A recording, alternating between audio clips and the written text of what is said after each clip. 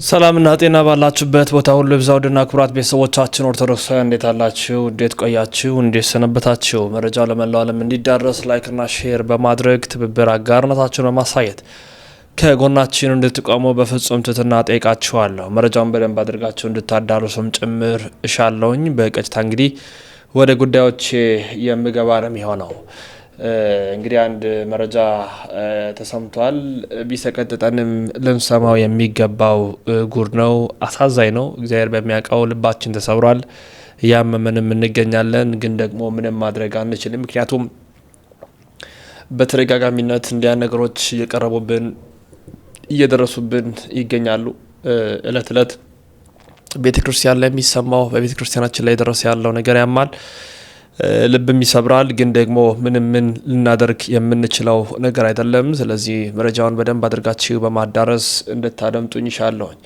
ቅዱስ ስዕልን ለመቅደድ የሚጣጣሩ አካላት እንደ አንድ ቻሌንጅ እንጀምራለን። እኔ ቀዳለሁ፣ በመቅደድ ጀምራለሁ፣ አስጀምራለሁ በማለት ደግሞ በጣም በሚያሳዝን ሁኔታ ተነስተውብናል፣ ተዳፍረውናልም ጭምር። አሳዛኝ ነው፣ ልብ ሰባሪ ነው። እግዚአብሔር አምላክ ይታረቀን ከማለት ሌላ የምንናገረው ምንም አንዳች ነገር የለም። መረጃውን በደንብ አድርጋችሁ እንድታዳርሱም ጭምር ነው የምንሻ። ውድና ክቡራት ቤተሰቦቻችን ጉልበት እንዲኖረው እንፈልጋለን፣ ምክንያቱም ጥብቅ ስለሆነ ማለት ነው። ከሰሞኑ እንግዲህ በአዲሱ ዓመት የተነሱት ሰዎች ወይም እያየናቸው የምንገኛቸው ሰዎች በሙሉ የከበረውን ቅዱስ ስዕል የመቅደድ አባዜ ተጠናውቷቸዋል። እንቀዳለን፣ እንደፍራለን እና ኦርቶዶክስ እናሳዝናለን፣ ምእመናኗን እናሳዝናለን ብለው ተነጋግረው የተነሱ ነው የሚመስለው። ማህበራዊ ሚዲያውን ደግሞ ለክፋት የተጠቀሙት ይገኛሉ። እጅግ በሚያሳዝን እጅግ በሚያም መልኩ ማለት ነው። አንዲት ሴት በዚህ በቲክቶክ ፕላትፎርም ላይ የተናገረችውን ላስደምጣችሁ። ቻሌንጅ እንጀምራለን፣ እንቀዳለን የሚል ሌላ ራሱን የቻለ እንቅስቃሴ አራምዳለች ማለት ነው። ይሄኛው ደግሞ ዋጋ የሚያስከፍል ነው። ምንም እንኳን ነገሮችን በዝምታ ያለፍን ቢሆንም ከነገ ወዲያ ግን ያልተገባ ነገር እንደሚገጥማት እንድታውቅ እንወዳለን። እንዲያ ነገሮች የሚያደርጉ አካላትን እልባት ሊሰጣቸው ይገባል ብለን እናምናለን። መረጃው እንደሚከተለው እስኪ ላቅርብላችሁ እና እመለሳለሁ። ጉልበት እንዲኖረው ከእናንተ የሚጠበቀውን ነገር አድርጎ ይህን ቪዲዮ ከማሳለፍ በፊት ቢሰቀጥጥህም ስማው፣ እውነታው ነው። ተጋፈጠው። ልቀደው ነው ማለት ሁሉም ሰው እንዲቀድ ቻሌንጅ ልሰጥ ነው። የማንን ቅዱስ ስዕል ለማስቀደድ አጀንዳ እንዳደረጉ ታውቃላችሁ? የኃያሉ የገናናው የሩሩ መልአክ የቅዱስ ሚካኤልን ስዕል። እውነታው ነው። ዋጠው። ቢሰቀጥጥህም ቢመርህም ዋጠው። ቻሌንጅ እስከሚያደርጉን ድረስ ፈዘናል እኛ ኦርቶዶክሳውያን።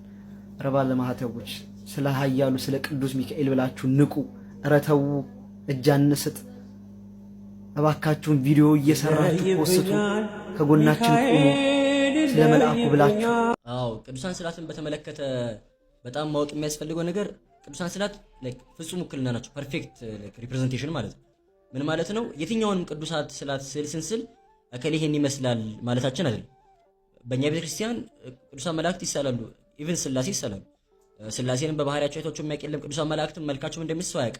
እንኳን መላእክትን ግን ሰዎችን እንኳን ስንስል እንትና ይሄንን ይመስላል ለማለት ፈልገን አይደለም። ለምሳሌ እኔ ቤት ያለው የእመቤታችን ቅድስት ድንግል ማርያም ስዕልና ወንድሜ ቤት ያለው የእመቤታችን ቅድስት ድንግል ማርያም ስዕል ሁለቱም አምጥተን ብናስተያያቸው ሁለት የተለያየ መልክ ልንመለከት እንችላለን።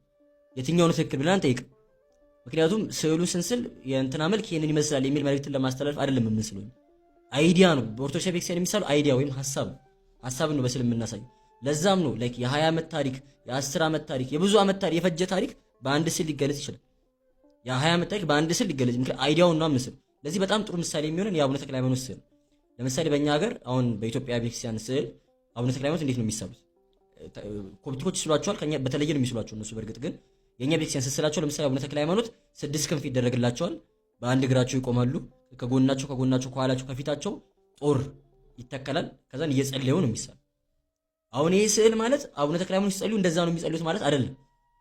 ተክለ ሃይማኖት ሲጸልዩ እንደዛ አልነበረም የሚጸልዩት። ይሄንን በደንብ አጽንኦት መስጠት ያስፈልጋል። በጣም የብዙ ዓመት ታሪክ ነው በዛ ውስጥ እየተገለጠ ያለው።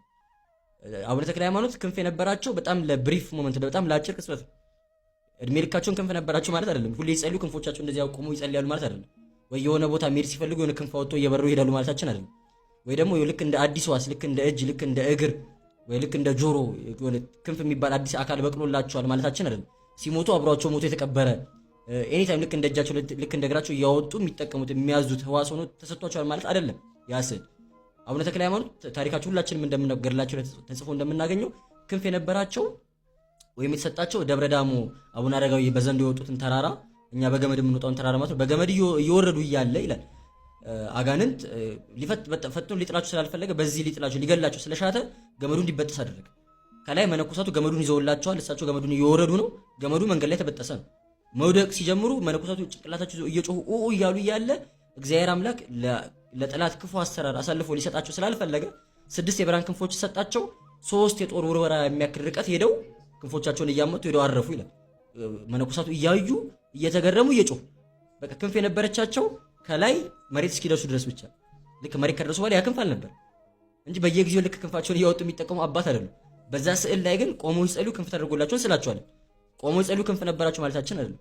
አቡነ ተክለ ሃይማኖት ከደብረ ሊባኖሱ ገድል ውጪ በሌሎቹ የቤተክርስቲያን ገድላት ላይ 7 ዓመት ቆመው ይጸልዩት በሁለት እግራቸው የደብረ ሊባኖሱ ገድል ነው በአንድ እግራቸው ቆመው ይጸልዩ የሚለው የዲያቆን ዳንኤል ክብረት ኢትዮጵያዊ ሥራፊ መጽሐፍ ላይ እንዲሁም የደብተራ ባማን ነጸረ መጨረሻ ላይ ያወጡት ማዋያን የሚል መጽሐፍ ላይ ተጽፎ እናገኘዋለን። እና ምንድነው ለ7 ዓመታት እዛቸው ዋሻ ውስጥ በራቸው በስተርጅና ዘመናቸው በራቸውን ዘግተው እንዳያርፉ እንዳይቀመጡ ዙሪያቸውን ጦር አድርገው ጸለዩ። ከዛ በኋላ ግን እግራቸው ተሰበረ። ከ7 ዓመት በኋላ የቆሙበት እግራቸው ማለት ነው። በቤተክርስቲያን ትውፊት አለ ብዙ አባቶች በአንድ እግራቸው ቆመው ይጸልያሉና ለረጅም ጊዜ ቆምበት የነበረው እግራቸው እንደታመመ ይጠረጠራል። ከዛ በኋላ ግን ብዙ ገድላት የሚናገሩት እንደውም ወንበር አምጥቶ አስቀምጡላቸው ነው ገዳም ዋሻቸው ውስጥ እዛ ወንበራቸው ቁጭ ብሎ እንደጸልዩ ነው የሚናገሩት ታሪካቸው። የደብረ ሊባኖሱ ታሪክ ግን ብዙ ዓመት እንደቆዩ ይናገራል። እንደውም ብዙ ገድላት እግራቸው ከተሰበረ በኋላ ለ1 ዓመት ቆይቶ እንደሞቱ ነው የሚናገሩ። ለ7 ዓመት አልቆዩም እግራቸው ከተሰበረ በኋላ ራሱ ማለት ነው። ስንስላቸው ግን በአንድ እግራቸው ቆመው እየጸለዩ አይደለ ክንፍ ተደርጎላቸው ይጸልዩ ነው። እየሳለነው ሐሳቡን ነው አይዲያውን እንጂ እንትና ይሄንን ይመስላል ማለታችን አይደለም። ሰዎች መረዳት ማወቅ ያለባቸው ጉዳይ ይሄን ቅዱሳን ስዕላትን በተመለከተ ማለት ነው። ስለዚህ መልክ ቢለያይ የሆነ መልክ ባይመስል ባያምር እኛ ጉዳያችን አይደለም። ሪያሊስቲክ አድርገው ቤተክርስቲያን ማስሉም ለዛ በኢትዮጵያ ቤተክርስቲያን አሰራር ቅዱሳን ስዕላት 2D 2 ዳይሜንሽን ተደርጎ ነው የሚሰሩት እንጂ በጣም ሪያሊስቲክ ተደርጎ እውነተኛ እንዲመስሉ ተደርጎ አይሳሉም። እና ቅዱሳን ስዕላት ፍጹም ውክልና ናቸው። ፐርፌክት ሪፕሬዘንቴሽን ነው ሐሳብ እንጂ መልክ አይሳልም የሚለው ከመቤታችን አጠገብ አቁመው ሙሉ ጸጉር ያለው ጣቱ ላይ ቀለበት ያደረገ ዮሴፍ የሚያሳዩ ስዕላት ሁሉ የመቤታችን የመላእክትን ቲሸርት ላይ ኮፍያ ላይ ያደርጋል። ነገ ቆሾ ምን ይሆናል? መሬት ይወድቃል፣ ይረገጣል፣ ይታጠባል፣ ይለቃል። የስዕሉ ክብር እንደዚህ ሊሆን አይገባውም ማለት ነው። ቲሸርቶቻችን ላይ የምናረጋቸው፣ ኮፍያችን ላይ የምናረጋቸው፣ መኪናዎቻችን ላይ በስቲከር የሚለጠፉ አሉ የቅዱሳን ስዕላት አያችሁ። ይገነጠላል፣ ይላጣል፣ ይወድቃል። ይሄ ሁሉ ሊሆን አይገባውም። ስለዚህ ስዕላት በክብር ሊቀመጡ ያስፈልጋቸዋል ማለት ነው። አሁንም ወደ ክህነቱ አገልግሎት ላይ እየመጡ ያሉ ነገሮች አሉ። መንጦላት ላይ ካባ ላይ ምናምን ላይ የሚለጠፉ ሲታጠብ ሲፈገፈግ ወይ ላውንደሪ ሲገባ አብሮ ምን ይሆናል? ይታጠባል፣ ይፈገፈጋል፣ ይገነጠላል። ስለዚህ ለስዕላት የምንሰጠው ክብር እየወረደ መስመርን እየሳተ እየመጣ በመሆኑ ጥንቃቄ ልናደርግ ያስፈልጋቸዋል ማለት ነው። በተለይ ድንበር ተሻግሮ ባህር አቋርጦ የሚመጡ የአውሮፓ ስዕላት ደግሞ አሉ። እነዛ ፕሪንት ሆነው ወይም በህትመት ደረጃ የሚመጡ ስለዚህ እነዚህ ሁሉ መስመራቸውን የለቀቁ ጸጉር ላይ፣ አለባበስ ላይ፣ መልክ ላይ እመቤታችንና ዮሴፍ ለምሳሌ ዮሴፍ አረጋዊ ሚስቱ የሞተችበት ልጆች የሚያሳድግ በምርኩዝ የሚሄድ ሰው ነው እንጂ ከእመቤታችን አጠገብ አቁመው ሙሉ ጸጉር ያለው ጣቱ ላይ ቀለበት ያደረገ ዮሴፍ የሚያሳዩ ስዕላት ሁሉ አሉ። በሐዲስ ኪዳን መድኃኒታችን ኢየሱስ ክርስቶስ እንደተሰቀለ መጀመሪያ የሳለው ሐዋርያ ዮሐንስ ነው። ከሳለው በኋላ እንደውም ሲስመው ከስዕሉ ጋር አፉ እንደተጣበቀ ይነግረናል መጽሐፍ። በተጨማሪም የስዕልን አመጣጥ ስንመለከት መድኃኒታችን ኢየሱስ ክርስቶስ ጋር መልእክት የላከ አንድ አብጋር የሚባል ሰው ነበር ኢየሱስ ክርስቶስ እንዲፈውስለት። ከዚያ በኋላ ያ ሰው መድኃኒታችን ኢየሱስ ክርስቶስን ውለታ ወይም ዋጋ ለመክፈል ባሰበ ጊዜ ሊያገኘው ስላልቻለ የሚስሉ ሰዎችን ፈልጎ ምን አይነት ነበረ መልኩ፣ ገጹ፣ ቁመቱ የሚል ነገር ጠይቆ እንዳሳለ የስዕል ታሪክ ይነግረናል። በዚህ ብቻ አያበቃ። ጲላጦስ በዘመኑ የነበረው መሪ ከሮም በዘመን የነበረው በሰዎች ዘንድ አሳሳቢና ወቅታዊ ጉዳይ ስለነበረው ስለ ኢየሱስ ክርስቶስ ጻፍልኝ ብሎ ጠይቆት ነበረ። እርሱም ስለ ኢየሱስ ክርስቶስ መልክ በደንብ አድርጎ ጽፎለታል። ጸጉሩ ውብ የሆነ መልኩ እጅግ በጣም የሚማርክ ከሩቅ ሲያዩት ሰዎች ሁሉ ስለሱ የሚያወሩ እንናገረዋለን ብለው የሚነሳሱ ፊቱ ሲደርሱ ግን መቆም የሚያቅታቸው ርኅራኄውና ቸርነቱ የሚያስደንቅ መልኩ ልክ እንደ እናቱ እጅግ በጣም ውብ ነው ብሎ እንደጻፈለት የስዕል ታሪክ ይነግረናል። እነዚህ ነገሮች የስዕልን አመጣጥ ታሪክ ያስረዳሉ። የእመቤታችንንም ስዕል መጀመሪያ ሉቃስ ወንጌላዊ እንደሳለ መጽሐፍ ይነግረናል። ይሄ ሁሉ ከተከናወነ በኋላ ክርስትናው መስፋፋት ሲጀምር መከራ ደርሶበት ስለነበረ የመጀመሪያዎቹ ክርስቲያኖች ትምህርት ሃይማኖትን የሚያስፋፉት እንደኛ እንደዛሬ በመጽሐፍ በማህበራዊ ድረገጽ አልነበረም። ተይዘው የታሰሩትን መታሰር፣ የተንገላቱትን መንገላታት፣ የደረሰባቸውን ሞት እሳት ውስጥ ሲጨመሩ በአንበሳ ሲበሉ እንዴት እንደሆነ በስዕል እየሳሉ ያስተምሯቸው ነበረ። ታሪክን ያስተምሯቸው ነበረ። ማድመጥ ለማይችሉ ሰዎች በማየት ይማሩ ነበረ። በተለይም ሕፃናት ከንግግር ይልቅ ስዕል ቶሎ ይገባቸዋል። በዚህ አይነት መልኩ ዋሻ ውስጥ ግበበ ምድሩ ካታኮምብ የምንለው ውስጥ በተለያዩ መሳያ ነገሮች እንደዛሬ ቀለምና ዘመናዊው ቻርት መሳያ ስዕል ባይኖርም በአመድ በከሰል በመሳሰሉ ነገሮች እየሳሉ ያስተምሯቸው እንደነበረ የቤተ ክርስቲያን ታሪክ ይነግረናል።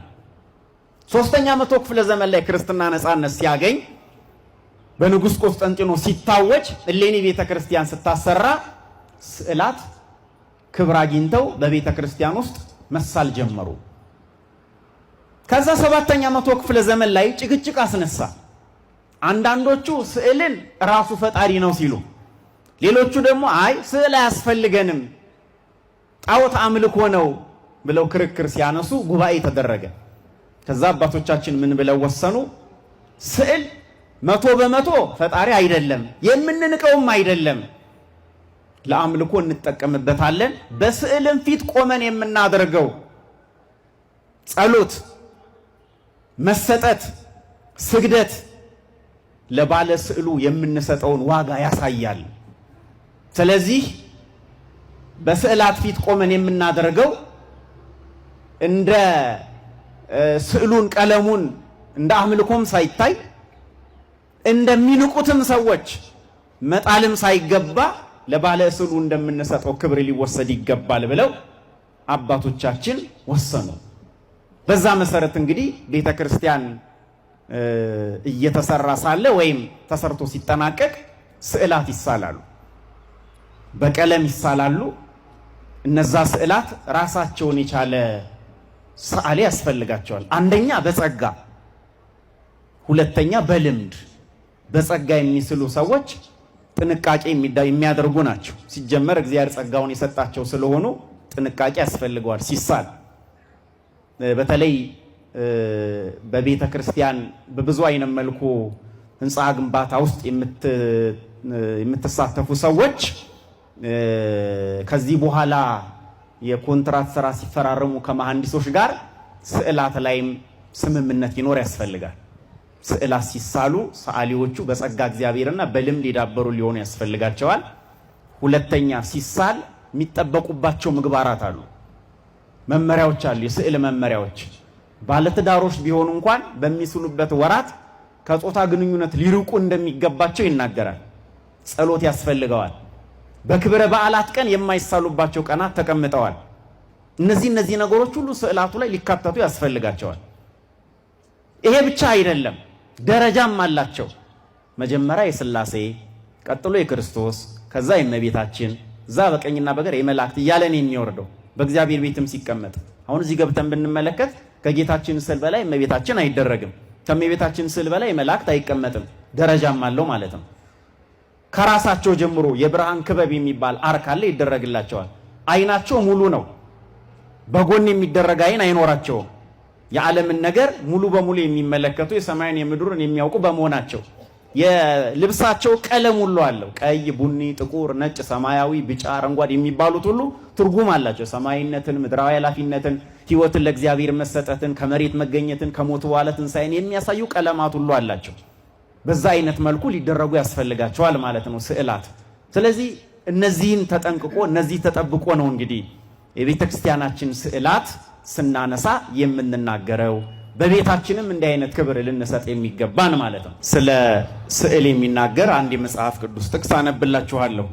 መጽሐፈ ዜና መዋዕል ካልዕ ወይም ሁለተኛ ዜና መዋዕል ምዕራፍ 3 ከቁጥር 1 ጀምሮ ሶሎሞንም በእግዚአብሔር በአባቱ ለዳዊት በተገለጠበት በሞሪያም ተራራ ዳዊት ባዘጋጀበት ስፍራ በኢየቡሳዊ በሆርና አውድማ በኢየሩሳሌም የእግዚአብሔርን ቤት መስራት ጀመረ። በነገሰም በአራተኛው ዓመት በሁለተኛው ወር መስራት ጀመረ። ሶሎሞንም የእግዚአብሔርን ቤት ይሰራ ዘንድ የጣለው መሰረት ይህ ነው። ርዝመቱም በዱሮ ስፍር 60 ክንድ ወርዱም 20 ክንድ ነበረ። በቤቱም ፊት የነበረው ወለል ርዝመቱ እንደ ቤቱ ወርድ 20 ክንድ ቁመቱም 120 ክንድ ነበረ። በውስጡም በጥሩ ወርቅ ለበጠው። በታላቁም ቤት በዝግባ እንጨት ከደነው፣ በጥሩም ወርቅ ለበጠው። የዘንባባና የሰንሰለት አምሳልም ቀረጸበት። ቤቱንም በከበረና በተመረጠ ዕንቁ በወርቅም አስጌጠው። ወርቁንም የፋሩዌልም ወርቅ ነበረ። ቤቱንም ሰረገሎቹንም መድረኮቹንም ግንቦቹንም ደጆቹንም በወርቅ ለበጠ። በግንቦቹም ላይ ኪሩቤልን ቀረጸ ይላል። በግንቦቹ ላይ ማንን ቀረጸ? ኪሩቤልን ቀረጸ። እነዚህ ነገደ መላእክት ናቸው።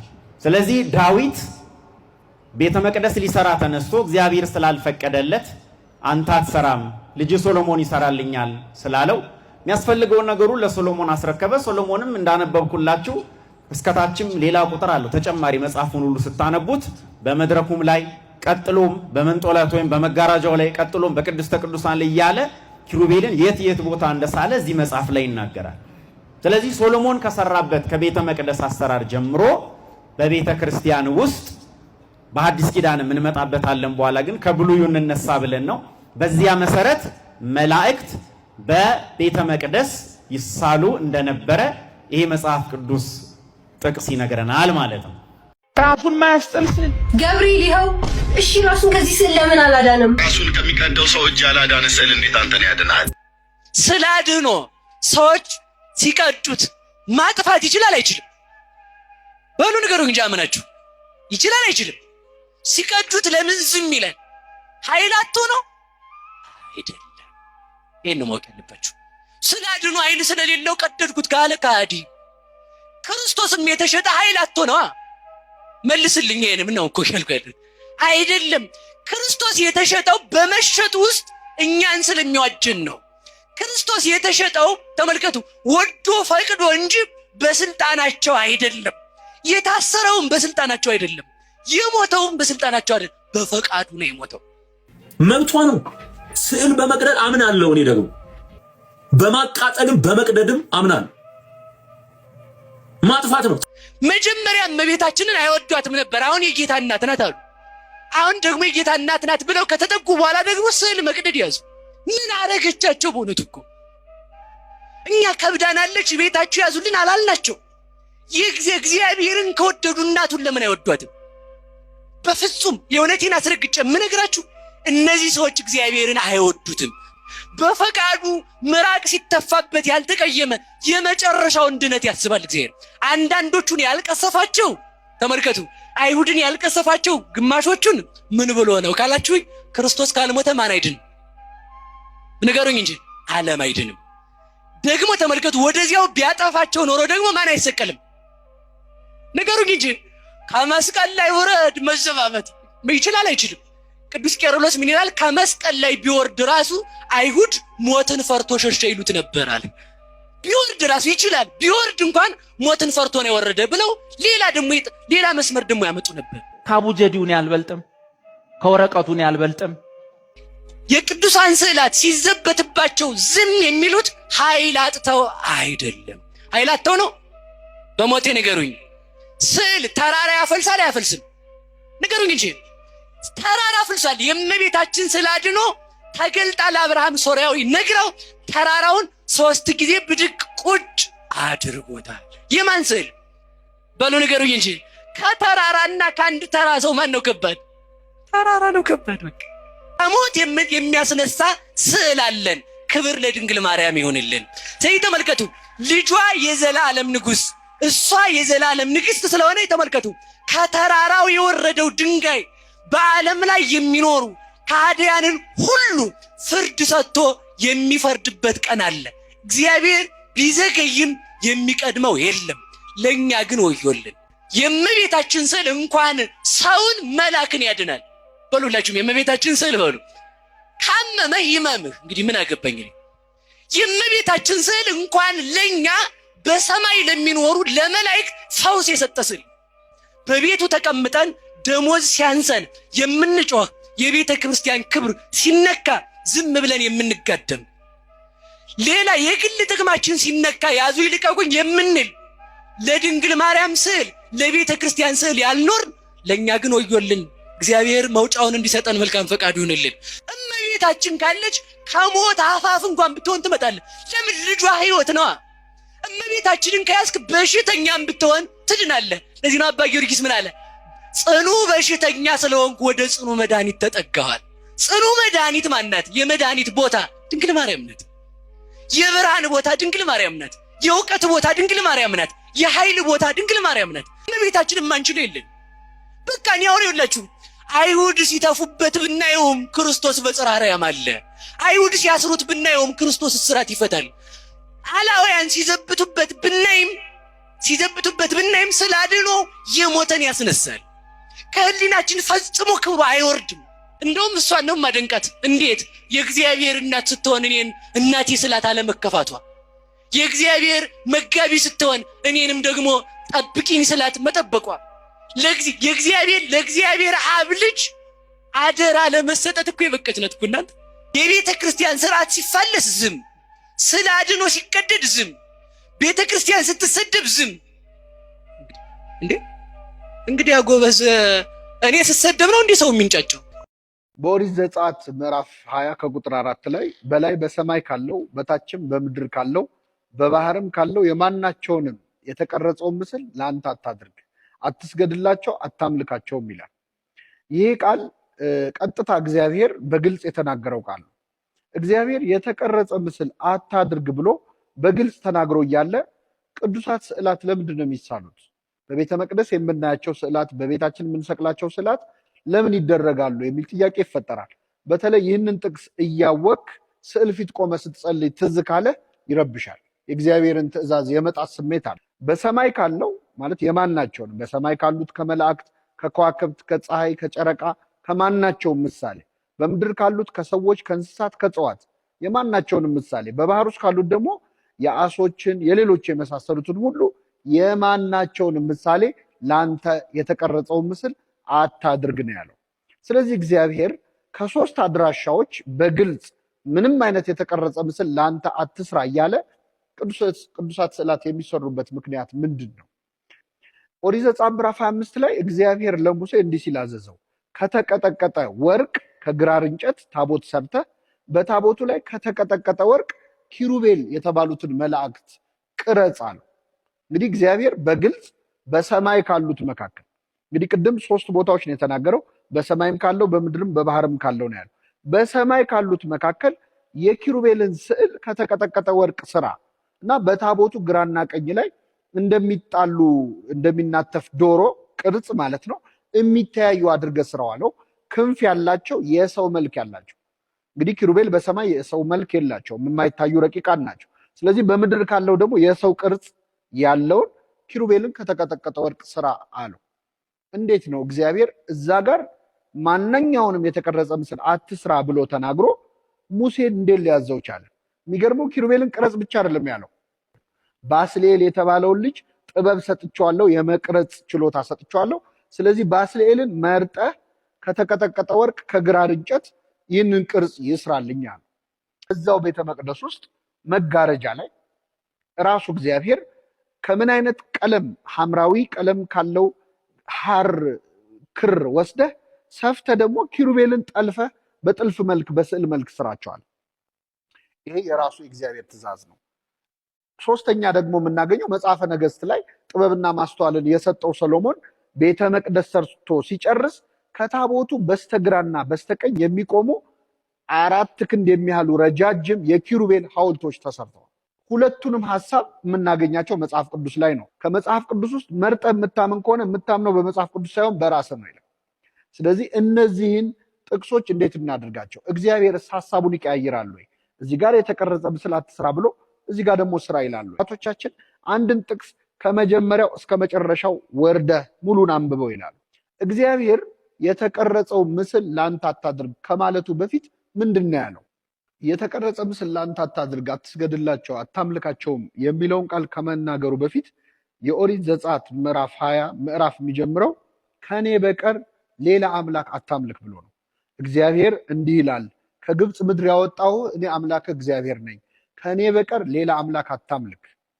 በሰማይም ካለው በምድርም ካለው በባህርም ካለው የማናቸውንም የተቀረጸ ምስል ላንተ አታድርግ፣ አትስገድላቸው፣ አታምልካቸውም፣ እኔ አምላክ እግዚአብሔር ቀናተኛ አምላክ ነኝና ብሎ ነው የሚጀምረው። ስለዚህ ይሄ ጥቅስ በሁለት ሌላ ጥቅሶች መካከል የተሰነገ ጥቅስ ነው፣ ወይም ሳንዱች የተደረገ ጥቅስ ነው። ከላይ ምን ይላል? ከግብፅ ምድር ያወጣሁ አምላክ እኔ እግዚአብሔር ነኝ፣ ከእኔ በቀር ሌላ አምላክ አታምልክ። ይህንን ለማድረግ ብለህ በሰማይ ካለው በምድርም ካለው በባህርም ካለው የማናቸውንም የተቀረጸውን ምስል ለአንተ አታድርግ፣ አትስገድላቸው፣ አታምልካቸውም ካለ በኋላ እኔ አምላክ እግዚአብሔር ቀናተኛ አምላክ ነኝና ነው የሚለው። ስለዚህ እግዚአብሔር በዚህ ጥቅስ እያወራ ያለው እሱን ለመተካት ስለሚሰራ ሌላ አምላክ ነው ወይም ጣዖት ነው። ከግብፅ ምድር ያወጣሁ አምላክ እኔ እግዚአብሔር ነኝ፣ ከእኔ በቀር ሌላ አምላክ አታምልክ። ከእኔ በቀር ሌላ አምላክ ለማምለክ ብለህ በሰማይ ካለው በምድርም ካለው በባህርም ካለው የማናቸውን ምሳሌ የተቀረጸው ምስል ላንተ አታድርግ፣ አትስገድላቸው፣ አታምልካቸውም። ለምን? እኔ እግዚአብሔር ለአምልኮቴ ቀናይ ነኝ፣ ቀናተኛ አምላክ ነኝና ነው ያለው። ስለዚህ እግዚአብሔር እያወራ ያለው ሙሉ በሙሉ እሱን ለመተካት ስለሚሰራ ጣዖት ነው እንጂ ስለተቀደሱ ስዕላት አይደለም። እግዚአብሔር እየተናገረ ያለው እሱን ለመተካት ስለሚሰራ ጣዖት ብቻ ነው እንጂ የተቀረጸ ነገርን አይደለም የሚቃወመው። ሌላው የተቀረጸ ምስል ላንተ አታድርግ የሚለው ቃል ራሱ የተጻፈው የተቀረጸ ምስል ላይ ነው። የተቀረጸ ምስል ላይ ነው። እግዚአብሔር 10ቱ ትእዛዛትን የጻፈበትን ጽላት ስናየው በድንጋይ ተቀርጾ ነው። ስለዚህ አይረኒውን ማየት ያስፈልጋል ማለት ነው። የተቀረጸ ምስል ላንተ አታድርግ የሚል የተቀረጸ ምስል ነው ራሱ። ሌላው የተጻፈው ደግሞ በፊደል ነው። ፊደል ራሱ ቅርጽ አይደለም ወይ? እግዚአብሔር የተቀረጸ ነገር አትስራ ብሎ ቀርጿል ራሱ። ስለዚህ ራሱ ቃሉ ይህንን ያሳያል። አንዳንድ ሰዎች 3D ነው እግዚአብሔር የከለከለው 2D ሲሆን ችግር የለውም የሚለዋል። ይሄ አያስኬድም። አንደኛ በፊዚካል ወርልድ 2D የሚባል ነገርም የለም ማለት ማንኛውም ስዕል 3D ነው። ምናልባት የተሳለው በ2D ሊሆን ይችላል፣ ግን የተሳለበት እቃው ራሱ ወረቀትም ቢሆን ስስ ወረቀትም ቢሆን በሆነ መልኩ 3 ዳይሜንሽናል የመሆን እድል አለ። ፊዚካል ወርልድ ላይ ሆነን 2D እና 3D ማለት አይቻልም። በዛ ላይ እግዚአብሔር ቲክነሱን እያየ ይሄኛው ይቻላል ይሄኛው አይቻልም ሊል አይችልም። ከዛ ውጪ 3D ሆኑ ብዙ የምንገለገልባቸው ነገሮች አሉ። መስቀልን 3D ነው እንገለገልበት። ቤተክርስቲያንን ተሳልመን እንገባለን 3D ናት። ቅዱሳንን በህይወተ ስጋ ብናገኛቸው እንሰግድላቸዋለን 3D ናቸው አይደለም፣ የሚንቀሳቀሱ ናቸው በህይወት እያሉ እና ይሄ ዳይሜንሽኑን እያዩ ይሄ ዳይሜንሽን ሲሆን ኃጢአት ነው አይባልም። ካልቸራችን አይደለም ማለት ይቻላል። ለምሳሌ በምስራቁ ዘንድ ስዕላትን ነው እንጂ ቅርጾችን የመቅረጽ ካልቸር የለም። በእኛ ዘንድ የራሱ ዲስትራክሽን ስላለው ስዕሉ በጣም ጎልቶ ሲታይ የጸሎት መንፈስ ስለሚረብሽ፣ ለምሳሌ በምዕራቡ አሳሳል የካቶሊኮቹን ወይም የምዕራባውያንን አሳሳል ካየን ከመጠን በላይ በጣም ትልቅ ስዕል መጠኑ የተጋነነ ይሆንና መንፈስህን ወደ እግዚአብሔር መንፈስህን ወደ ቅዱሳኑ ከመሳብ ይልቅ ራሱ መንፈስ ይሆንብሃል። ራሱ እንዲጎላ አይፈቀድም በእኛ ካልቸር። ግን ይሄ የባህል ጉዳይ ነው እንጂ ወፈር ሲል ወይም ሐውልት ሲሆን ኃጢአት ነው እንደዛ አንልም። ለምን? መስቀል ቅርጽ ነው፣ ታቦት ቅርጽ ነው፣ ቤተ መቅደስም ቅርጽ ነው። ለማንኛውም በዚህ ጥቅስ ላይ በግልጽ ቋንቋ እግዚአብሔር ከእኔ በቀር ሌላ አምላክ አታምልክ ብሎ ነው የጀመረው። ከግብፅ ምድር ያወጣው እኔ አምላክ እግዚአብሔር ነኝ። ይህንን ለማድረግ ብለህ እኔን የሚተካ ጣዖት። የተወዳጅ ቤተሰቦቻችን አሁን የእኛን ቅዱሳን ስዕላት በመቅደድ እንደ አንድ ቻሌንጅ የጀመሩት እንደ አንድ ቻሌንጅ የተነሳሱ ይገኛሉ። ምን እንደምንል አናውቅም። እግዚአብሔር አምላክ በጎን ቀን ያምጣልን፣ የተሻለውን ቀን ያምጣልን ከማለት ሌላ ምንም የምንለው ነገር የለም። ከእናንተ የሚጠበቀው ማዳረስ ነው። ዝም ማለት አይደለም፣ ከንፈር መምጠጥም አይደለም። በቃ ማዳረስ፣ መረጃውን ማጋራት፣ ለመላው ዓለም ማዳረስና ድምጽ መሆን ነው። ከኛ የሚጠበቀውን ነገር ካደረግን በጊዜው የሚሆነውን የምንመለከት ነው የሚሆነው። ወንድማችሁ ልዑል መብራቱ ነኝ። ያሮስ የእናንተም የኛም ነው።